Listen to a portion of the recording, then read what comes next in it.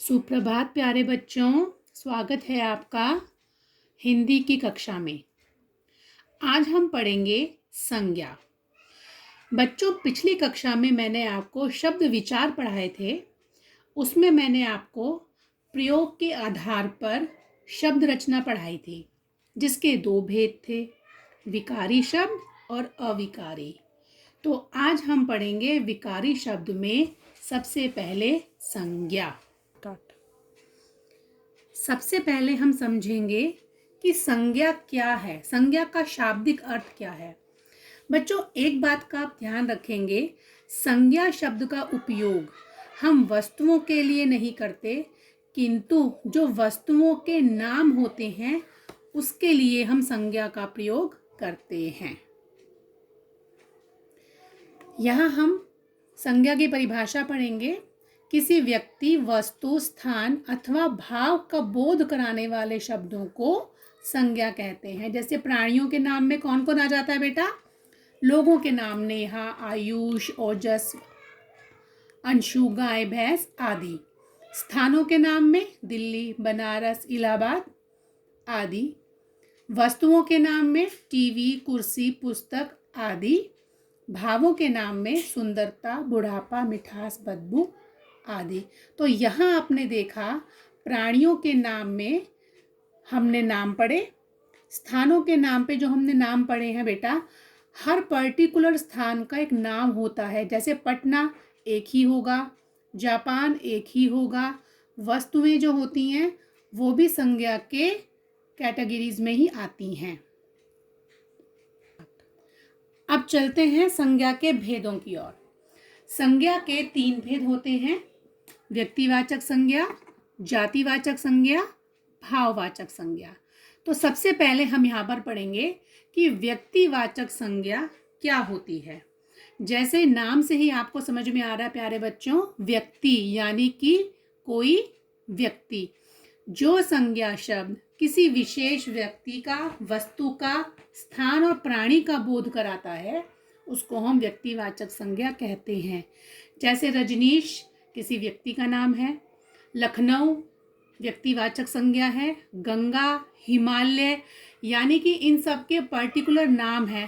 कामायनी मुंशी प्रेमचंद की पुस्तक का नाम है, पूर्व दिशा, दीपावली एक त्योहार है। तो ये सब क्या है? व्यक्तिवाचक संज्ञा। इन सब का अपना एक नाम है।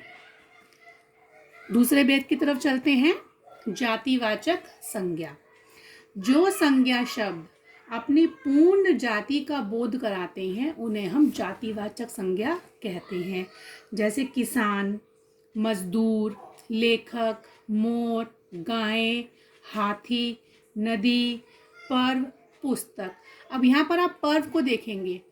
पर्व यानी कि त्योहार। त्योहार बहुत सारे हैं, होली, दीपावली, रक्षाबंधन।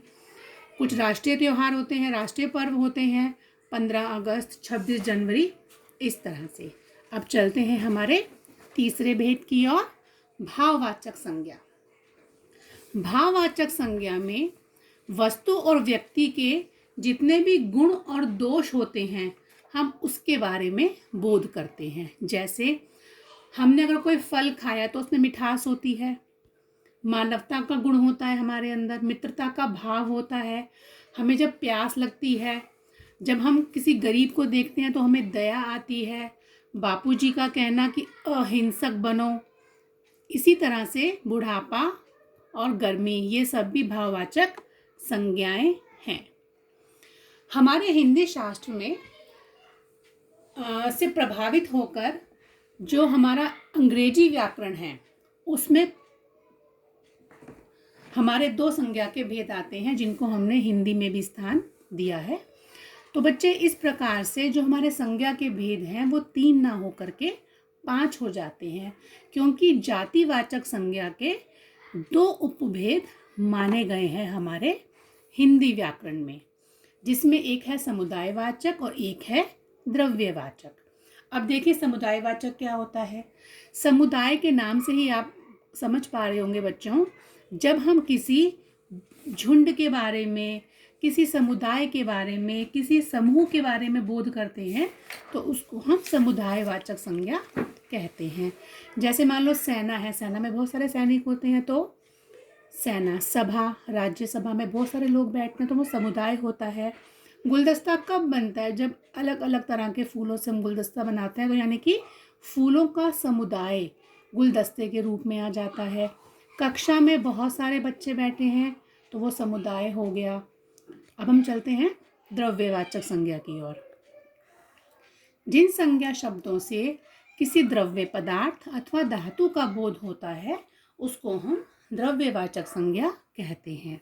तांबा, पीतल, चांदी, कोयला, जितने भी लिक्विड्स फॉर्म हैं और जितनी भी हमारी बोला जाए आभूषण हैं, ये सब हमारे द्रव्यवाचक संज्ञा में आते हैं।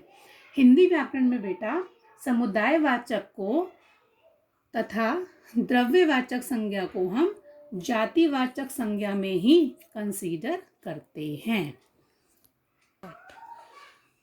तो बच्चों, अभी तक हमने पढ़ी संज्ञा की परिभाषा और उनके 5 भेद। अब हम पढ़ेंगे कि संज्ञाओं से भाववाचक संज्ञाएं कैसे बनती हैं, जिसमें सबसे पहले हम पढ़ेंगे जातिवाचक संज्ञा से कैसे भाववाचक संज्ञाएं हम बना सकते हैं। जैसे माता, मातृत्व, दानव, दानवता, मानव, मानवता, राष्ट्र, राष्ट्रीयता। इसी प्रकार सर्वनाम शब्दों से भाववाचक संज्ञा कैसे बनेंगी बच्चों? देखिए, सर्व, सर्वस्व, अपना, अपनापन, थोड़ा सा मिसप्रिंट हो गया बेटा यहाँ पर, निज, निजत्व और स्व, स्वत्व। आगे चलेंगे। अब हम पढ़ेंगे क्रिया शब्दों से किस प्रकार भाववाचक संज्ञाएं बनती हैं। क्रिया है पढ़ना, भाववाचक संज्ञा हो गई पढ़ाई। क्रिया है पूजना, भाववाचक संज्ञा हो गई पूजा। पहनना, पहनावा। क्रिया है हमारी दौड़ना, तो क्या बन गई उसकी भाववाचक संज्ञा? दौड़। लास्ट में हम पढ़ेंगे विशेषण शब्दों से कैसे बनती हैं भाववाचक संज्ञाएं। होशियार, होशियारी। मुक्त, मुक्ति। चतुर, चतुराई। उदार, उदारता।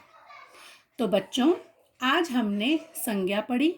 संज्ञा क्या होती है, संज्ञा की परिभाषा क्या होती है, कितने भेद होते हैं और किस तरह से संज्ञा शब्दों को भाववाचक संज्ञाओं में परिवर्तित किया जाता है। अब हम मिलेंगे अगली कक्षा में। धन्यवाद, बाय बाय।